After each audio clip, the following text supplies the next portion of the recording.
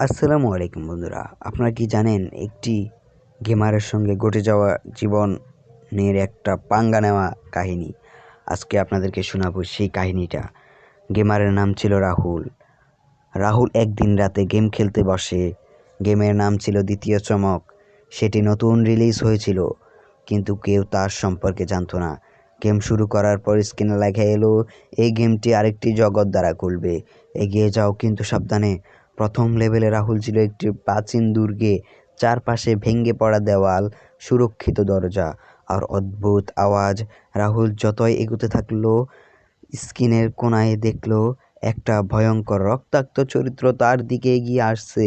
হঠাৎ স্ক্রিন ঝলসে উঠল এবং সেই চরিত্র রাহুলের কাছে এসে বলল, তুমি আমাকে হারাতে পারবে না, কারণ তুমি আমার গেমের অংশ হয়ে গেছো। রাহুল ভয় পেয়ে গেল, কিন্তু তখন স্ক্রিনে লেখা এলো, এই গেমটি তোমার জীবনের সঙ্গে যুক্ত হয়ে গেছে। যদি হারাও, তোমার প্রতিটি পদক্ষেপে শক্তি হয়ে উঠবে। রাহুল চেষ্টা করলো পালাতে, কিন্তু গেমের ভিতরের চরিত্রগুলো বাস্তবে চলে আসছিল। তার চারপাশে অদ্ভুত আওয়াজ শোনা যাচ্ছিল, আর রাহুল বুঝতে পারলো এটি শুধু একটি গেম নয়, এটা তার আসল জীবনের সঙ্গে যুক্ত হয়ে গেছে। রাহুল স্ক্রিন থেকে সরে যেতে চেয়েছিল, কিন্তু তার হাত আটকে গেল। তার মতো গেমাররা বুঝতে পারবে, কখনো গেমের অজানা জগতে পা না রাখাই ভালো।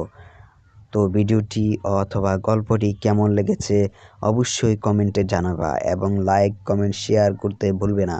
এই ভিডিওটি যদি ভালো লেগে থাকে অবশ্যই সাবস্ক্রাইব করবেন। আল্লাহ হাফেজ।